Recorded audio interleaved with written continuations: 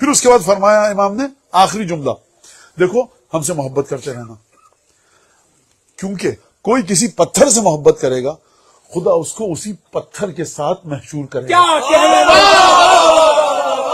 یہ حدیث اور اس کا اگلا جملہ سنیے، فاحزن لحزننا وافرح لفرحنا، ہمارے غم میں غمگین رہو، ہماری خوشی میں خوش رہو.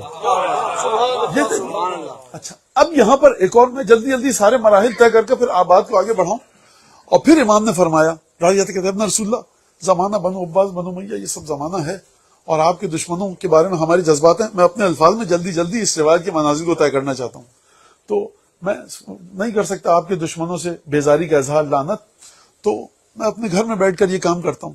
امام نے کہا کہ تم اپنے دل کے ذریعے ہماری مدد کرتے ہو، تم اس کام کے ذریعے ہماری مدد کرتے ہو.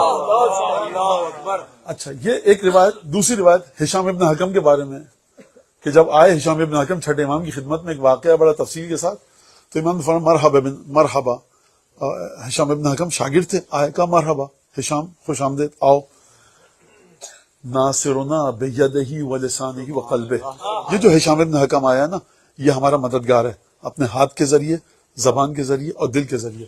ہاتھ کے ذریعے مددگار ہے، سمجھ میں آ گیا، کوئی غلط کام ہو رہا ہے امام کے خلاف اس کو روک لیں گے، کوئی نعوذ باللہ کوئی پتھر آیا امام تک تو روک لیں گے، تیر آیا روک لیں گے. ہاتھ کے ذریعے کوئی کتاب لکھ دیں گے، کسی کو خط لکھ دیں گے کہ امام کی حقانیت کو ثابت کرنے کے لیے، یہ ہاتھ ہے. زبان سے کسی کو گفتگو کر کے سمجھائیں گے. یہ دل سے کیسے مدد ہوتی ہے؟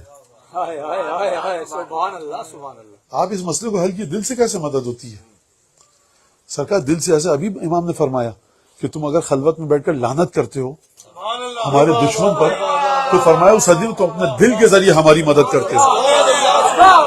لہذا دل کے آپ کو جذبات، جو امام نے فرمایا دل کے جذبات آپ کے ایسے ہوں جو امام کے تابع ہوں.